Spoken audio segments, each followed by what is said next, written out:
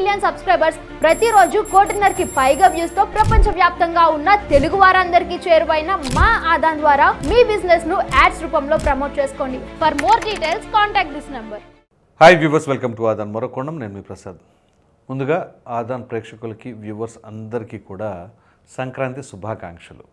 ఈవీఎంల మీద అనుమానం ఇంకా తీరని వారు ఉంటే వారి కోసమే ఈ వీడియో. విషయం ఏంటి అంటే ఈ ఈవీఎంలు వచ్చిన తర్వాత చాలామందికి చాలా అపోహలు ఉన్నాయి. అదేమిటి అంటే ఈవీఎంలు ట్యాంపరింగ్లు జరుగుతాయి, ఓటు పడిందో లేదో, ఇట్లాంటివన్నీ జరుగుతూ ఉంటాయి. మన దేశ జనాభా ఎంతమంది అండి? 140 కోట్ల మంది. ఇంతమందిలో ఈ ట్యాంపరింగ్లు, బోంపరింగ్లు సాధ్యపడుద్ది అంటారా? అసలు ఎంతవరకు అవకాశాలు ఉన్నాయంటారు? నేను ఈ వీడియో మొత్తం చెప్పిన తర్వాత మీ అభిప్రాయాన్ని, ట్యాంపరింగ్కి అవకాశం ఉందా లేదా అనే అభిప్రాయాన్ని అయితే కామెంట్ సెక్షన్లో తప్పకుండా తెలియచేయండి. ఇక వివరాల్లోకి వెళ్ళినట్లయితే అనేక రాజకీయ పార్టీలు ఉన్నాయి. వాళ్ళు గెలిచినప్పుడేమో ఈవీఎంలు బాగా పనిచేసినాయి అంటారు, ఓడిపోయినప్పుడు మాత్రం ఈవీఎంలు ట్యాంపరింగ్లు జరిగినాయి అని అంటారు. సో దీనిలో ఎవరు అతిథులు కాదు. 2019 ఎన్నికలలో వైసీపీ బ్రహ్మాండంగా గెలిచింది కదా.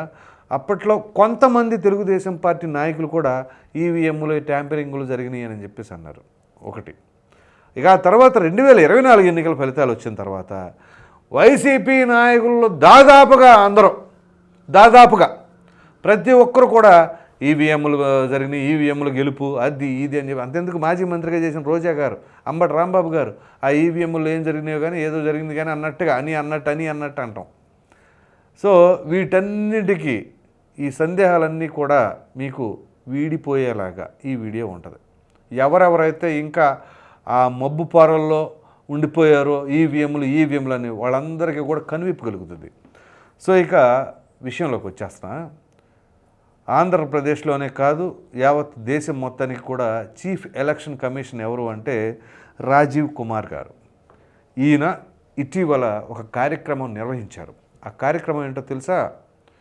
మొత్తం అన్ని పార్టీల వాళ్ళని కూడా అసెంబ్లీ చేయించారు ఒక ప్లేస్లో, ఒక హాల్లో చేయించి రాజకీయ పార్టీ నాయకులందరూ కూడా, అంతెందుకు సోనియా గాంధీ గారు, రాహుల్ గాంధీ గారు, తృణమూల్ కాంగ్రెస్ పార్టీ అధినేత మమతా బెనర్జీ గారు, సమాజ్వాదీ పార్టీ, ఇలా అన్ని పార్టీల వాళ్ళని కూడా గ్యాదరింగ్ చేశారు. దేనికి అంటే ఇదే ఈ ఈవీఎంల గురించి. ఇప్పుడు ఢిల్లీ ఎన్నికలు జరగబోతున్నాయి కదా, రేపు ఫిబ్రవరి 5వ తేదీన.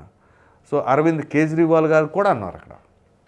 సో వీళ్ళందరి సమక్షంలో ప్రధానంగా ఏంటి అంటే 5 ప్రశ్నలు ఈ యొక్క ఈవీఎంలకు సంబంధించి ఎలా సాధ్యపడుతుంది ఏంటి అని చెప్పేసి. సో ఆ 5 ప్రశ్నలు ఏంటి అంటే, మొట్టమొదటిది, electoral rolls are being manipulated. వాళ్ళు అడిగిన ప్రశ్న అంటే ఈ ఎలక్ట్రల్ రోల్స్ అన్నీ కూడా మ్యానిపులేట్ చేసేస్తున్నారు అని చెప్పేసి. అంటే ఓటింగ్ స్లిప్పులు అవన్నీ కూడా మామూలుగా ఓట్లు ఇన్నుంటే అన్ని వచ్చినాయి, అన్నుంటే ఇన్ని వచ్చినాయి అన్నారు కదా అది. సో దానికి ఎలక్షన్ కమిషన్ చెప్పిన ఆన్సర్ ఏంటో తెలుసా? No deletion without form 7. Form 7 లేకుండా ఏ ఒక్క ఓటుని కూడా డిలీట్ చేయలేదు. Claims and objections shared with the partner. అంటే ఎవరు ఓటు తీసేయాలి, ఆ ఓటు తీసేసేదా ఉంచేదా అని చెప్పేసి అందరికీ మెసేజ్ ఉండి అది జరిగితేనే ఫామ్ 7 ద్వారా తప్ప ఇష్టం వచ్చినట్లుగా డిలీషన్స్ జరగలేదు అనేది ఒకటి. 2, voter Tally difference indicate compromised EVMs. అంటే అక్కడ ఎన్ని ఓట్లు ఉన్నాయో, ఇక్కడ ఎన్ని వచ్చినాయో ఏంటి అని చెప్పేసి. అంటే ఉదాహరణకి ఒక పోలింగ్ బూత్లో ఒక 1000 ఓట్లు ఉంటే ఒక 900 ఓట్లు పోలైతే, కానీ అక్కడ ఎన్ని ఓట్లు ఆ నెంబర్ అసలు కరెక్ట్గా లేకుండా డిఫరెన్స్ ఉండేలాగా అని చెప్పేసి అన్నారు. అంటే ఇప్పుడు ఆ 900లో ఒక 400 ఒక పార్టీకి, ఇంకో 300 ఇంకో పార్టీకి, ఇంకొక 100 ఇండిపెండెంట్కు, అట్లా డిఫరెంట్గా పడింది అనుకోండి. అవి అట్లా జరగట్లేదు, ఎవరికి వేసినా ఇంకొకరికి లాగానే వెళుతుంది. ఇదే మెయిన్ చాలామందికి అనుమానం కదా. ఏ బటన్ నొక్కినా ఒక పార్టీకే వెళుతుంది అని చెప్పేసి కొంతమంది అంటారు. ఎలా సాధ్యపడుద్ది? మీ కళ్ళ ముందు కనిపిస్తూ ఉంటుంది కదా మీరు ఏ పార్టీకి నొక్కారో అనేది. అది వీవీప్యాట్ ద్వారా మీకు కనిపించిన తర్వాత కదా మీరు అక్కడి నుంచి కదిలేది. మరలా అక్కడ అట్లాగే కనిపించింది, కానీ ఇక్కడ వేరే వారికి ఓడిపడుద్ది అనే వాళ్ళు మహానుభావులు కూడా ఉన్నారు. మరి అంత టెక్నాలజీ తెలిసిన వాళ్ళు తయారు చేయొచ్చు కదా ఈవీఎం. చెప్పడానికి ఏముంది, నోటికి వచ్చినట్టు చెప్పేయచ్చు. కానీ అది ప్రాక్టికల్గా సాధ్యాలు ఉన్నాయా లేదా అనేది కూడా మనం ఆలోచించాలి కదా. సో ఇక్కడ అందుకనే ఈ చీఫ్ ఎలక్షన్ కమిషనర్ ఈ పవర్ పాయింట్ ప్రజెంటేషన్లో అన్నీ చూపించారు. ఇక్కడ చూడండి, నాట్ ఈవెన్ వన్ డిఫరెన్స్, ఒక్కటి కూడా తేడా లేదు. అంటే 100% యాక్యురసీ. అది ఎలా చెప్పగలిగారంటే 2020 నుంచి ఇప్పటి వరకు మల్టిపుల్ ఎలక్షన్స్, మల్టిపుల్ స్టేట్స్, చాలా రాష్ట్రాల్లో చాలా ఎన్నికలు జరిగాయి కదా, అన్ని చోట్ల కొంచెం తీసుకుని మొత్తం మీద 4.5 కోట్ల ఈ యొక్క ఈవీఎంల దగ్గర నుంచి ఈ ఓటింగ్ పడిన వాటిని తీసి మొత్తం కనుక లెక్క వేస్తే అసలు విషయం బయటకు వచ్చింది. ఏముంది, ఆ 4.5 కోట్లు కూడా ఏ పార్టీకి ఎంత పడినాయో అనేది యాక్యురేట్గా ఎన్ని ఉన్నాయో అక్కడ వీవీ ప్యాడ్లు అంటే వీవీ స్లిప్పులు కూడా అన్నీ ఉన్నాయి. ఒక్కటి కూడా తేడా రాల.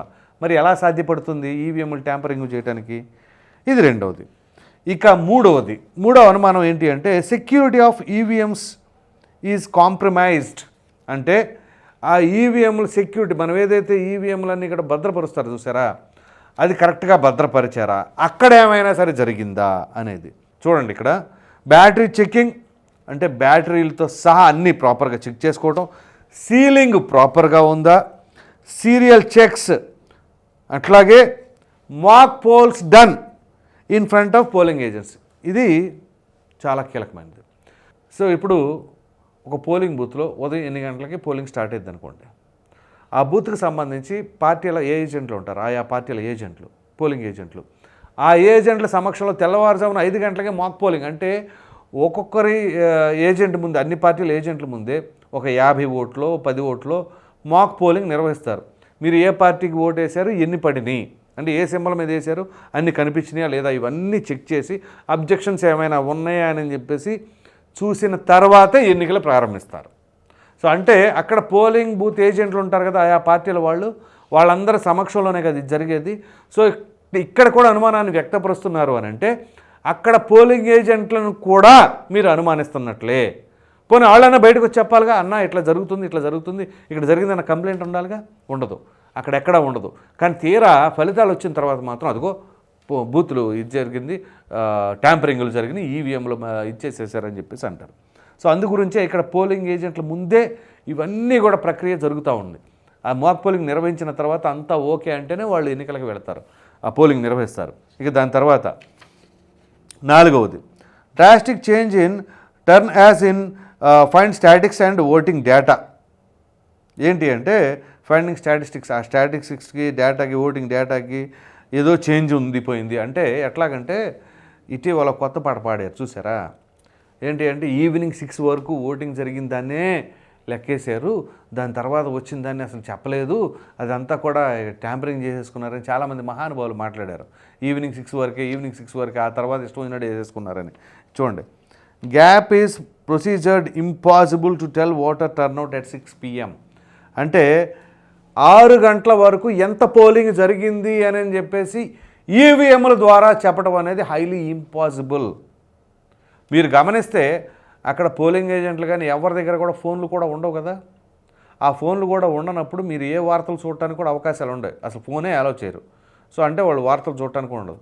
కానీ ఈవినింగ్ మధ్యాహ్నం 12 గంటలకు ఎంత పోలింగ్ నడిచింది, మధ్యాహ్నం 2 గంటలకు ఎంత పోలింగ్ అయ్యింది అని చెప్పేసి ఎలా వస్తుంది అని అంటే ఆ యొక్క ఓటర్లు ఎంతమంది వేశారు అనేది ఈ ఎలక్షన్ ఏజెంట్లు ఉంటారు కదా షిఫ్టుల్లో, వాళ్ళు చెప్తారు ఇప్పటివరకు ఎంతమంది పడినాయి దాన్ని బట్టి చెబుతారు తప్ప అక్కడ ఓవరాల్గా ఉండదు, యాక్యురేట్గా ఉండదు. కానీ ఇక్కడ వీళ్ళు చెప్పేది ఏంటి, 6 గంటల వరకు ఇలా చేసేసి 6 గంటల తర్వాత ఇష్టం వచ్చినట్టు చేసుకుంటే 6 గంటల తర్వాత క్యూలో ఎవరు నుంచోలేదా, ఓట్లు వేయలేదా, అర్ధరాత్రి దాకా కూడా ఓటింగ్ నడిచిందిగా.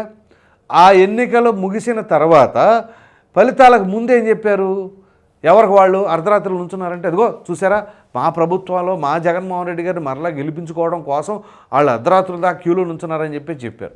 వాళ్ళు చెప్పిన మాటలే. టీడీపీ వాళ్ళు జనసేన వాళ్ళు చెప్పుకొచ్చింది ఏంటి అంటే జగన్మోహన్ రెడ్డి గారి మీద కసిగా ఓటేయటానికి ఉండాలని వీళ్ళ వర్షను. ఫలితాలు వచ్చిన తర్వాత వీళ్ళ వర్షన్ కరెక్టే, ఎవరిదో ఒకరిదే కరెక్ట్ అవుతుంది కదా.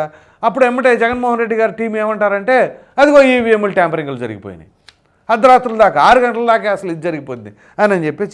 సో అంటే నేను ఇప్పుడు మన ఆంధ్రప్రదేశ్దే ఉదాహరణగా చెప్తే ఈజీగా అర్థం అవుద్దని దాంతో చెప్తాను, ఎందుకని ఎన్నికలు జరిగింది కూడా ఇటీవలే కాబట్టి. ఇక దాని తర్వాత 5వది election commission change rules on CCTV to remove transparency.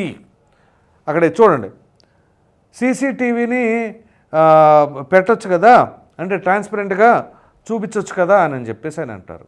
So ఇక్కడ no public access, election commission ఇచ్చింది.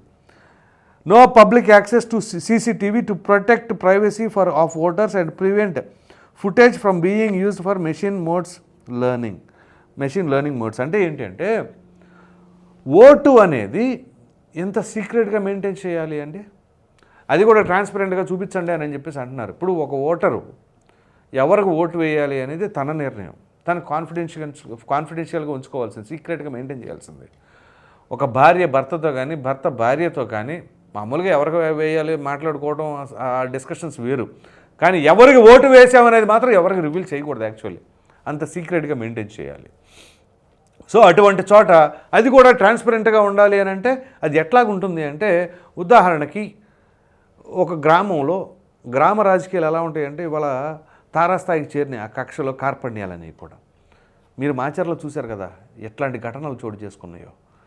సో అప్పుడు ఈ ట్రాన్స్పరెన్సీగా ట్రాన్స్పరెంట్గా అప్పుడు ఏం చేస్తారు, పలానా వాళ్ళు ఎవరికి ఓటేసారు ఏంటి అనేది ఈజీగా తెలిసిపోతే ఇదిగో నువ్వు పలానా పార్టీకి వేసావు కదా అని చెప్పేసి. ఇప్పుడు అధికారంలో ఉన్నవాళ్ళు, ప్రతిపక్షంలో ఉన్న వాళ్ళకి, అంటే కొంతమంది న్యూట్రల్స్ ఉంటారు, ఆ న్యూట్రల్స్ వాళ్ళు ఇష్టం వచ్చిన వాళ్ళకి, ఎవరైనా సరే వాళ్ళు ఇష్టం వచ్చిన వాళ్ళకి వేసుకుంటారు. అటువంటి వాళ్ళపైన కక్షపూరిత ధోరణితో వ్యవహరించడానికి అవకాశం ఉంటుంది కదా. సో అందు గురించి ఎలక్షన్ కమిషన్ చాలా స్ట్రిక్ట్గా ఈ యొక్క సీసీ క్యామ్ ఉంటాయి కదా అరేంజ్ చేసినవి, అవి కూడా ఎవరికి యాక్సెస్ అయ్యే విధానం ఉండదు. అది కూడా బూత్లోకి ఎవరు వస్తున్నారు, ఎవరు వెళుతున్నారు అంతవరకే. కానీ అక్కడ ఓటింగ్ వేసే దగ్గర పెట్టి ఎవరికి ఓటేస్తున్నారు అవన్నీ ఎట్లా చేస్తారు? ఆ ట్రాన్స్పరెన్సీ కావాలని చెప్పేసి కొంతమంది అడిగితే దానికి ఇచ్చిన సమాధానం. సో అందుగురించే ఈ మెషిన్స్ కావచ్చు, సీసీ క్యామ్స్ కావచ్చు, ఏ ఒక్కరికి యాక్సెస్ లేకుండా దాన్ని ఎలా పరిమితంగా ఉంచాలో అంతవరకే చేశామన్నది. సో ఇప్పుడు దీని ప్రకారంగా అర్థం చేసుకోండి, చీఫ్ ఎలక్షన్ కమిషనరు ఒక మీటింగ్ నిర్వహించి ఒక పవర్ పాయింట్ ప్రజెంటేషన్ ద్వారా ప్రతి ఒక్కటి ఎక్స్ప్లెయిన్ చేసి it is highly impossible to manipulate EVMs, to tamper EVMs అని చెప్పేసి చాలా క్లియర్గా చెప్పడం జరిగింది. సో ఇప్పటికీ ఎంతమందికి ఉందండి ఈ యొక్క అనుమానం? మీ అనుమానాలు ఇంకా ఉన్నాయంటే ఇక దానికి ఎవరు ఏం చేయలేరు. సో మీరు ఇంక ఎవరిని దేన్ని నమ్మరండి, ఇంట్లో వాళ్ళని కూడా నమ్మరని అర్థం చేసుకోవాలి. ఇక దీనిపైన ఇంకా కూడా మీకు అనుమానాలు ఉంటే నేను చెప్తుంది. సో ఎందుకనే ఇప్పటికీ ఎన్నికలు అయిపోయిన తర్వాత ఈవీఎంల వల్ల గెలిచారు, లేకపోతే ఈవీఎంల వల్ల ఓడిపోయామని చెప్పేసి ఈ కబుర్లు చెబితే ఇంకా వాళ్ళని సమాజంలో ఎలా చూస్తారంటే వీళ్ళకి అసలు ఏ మాత్రం కూడా జ్ఞానం లేని వాళ్ళుగా పరిగణిస్తారు. సో ఇట్లాంటి చోట మరి మాజీ మంత్రులు కూడా ఆ రకంగా మాట్లాడారు అంటే ఇక వాళ్ళ మేధావితనం ఏ విధంగా ఉందో అనడానికి తార్కాణం అదే. అందుగురించే ఆ మేధావులందరికీ కూడా క్లియర్గా అర్థమయ్యేలాగా ఇప్పుడు ఢిల్లీ ఎన్నికలు కూడా రాబోతున్నాయి కాబట్టి ఢిల్లీలోని కొంతమంది ప్రజాప్రతినిధులు వాళ్ళ యొక్క అనుమానాన్ని వ్యక్తం చేసినప్పుడు ఈ విధంగా చీఫ్ ఎలక్షన్ కమిషనర్ కూర్చొని ఈ యొక్క అంశాలన్నీ కూడా కళ్ళకు కట్టినట్లు పవర్ పాయింట్ ప్రజెంటేషన్ ద్వారా చూపించి అన్ని వివరంగా చెప్పడం జరిగింది. ఇది పరిస్థితి. సో ఇక ఈవీఎంల పైన ఎటువంటి అపోహలు పెట్టుకోండి అనేది దీని యొక్క సారాంశం. ఈ వీడియో కనుక మీకు నచ్చినట్లు లైక్ చేయండి, షేర్ చేయండి. అదేవిధంగా వైసీపీ వాళ్ళు ఇంకా ఈవీఎంలు అని పాత పాట పాడితే మాత్రం ఇక వాళ్ళకి ఎటువంటి అవార్డు ఇవ్వాలో మీరే డిసైడ్ చేసుకోండి. ఎందుకంటే ఈవీఎంల వల్ల ఏమి జరగవని చెప్పేసి ఇప్పుడు సిఎసి గారు చెప్పారు. అట్లాగే గతంలో కూడా తెలుగుదేశం పార్టీలో కొంతమంది మాట్లాడారు. వీటన్నిటిపైన మీ అభిప్రాయాన్ని కామెంట్ సెక్షన్లో తప్పకుండా తెలియచేయండి. మరిన్ని వీడియోస్ కోసం మన ఆదాన్ ఛానల్ సబ్స్క్రైబ్ చేయడం మాత్రం మర్చిపోకండి. Thank you.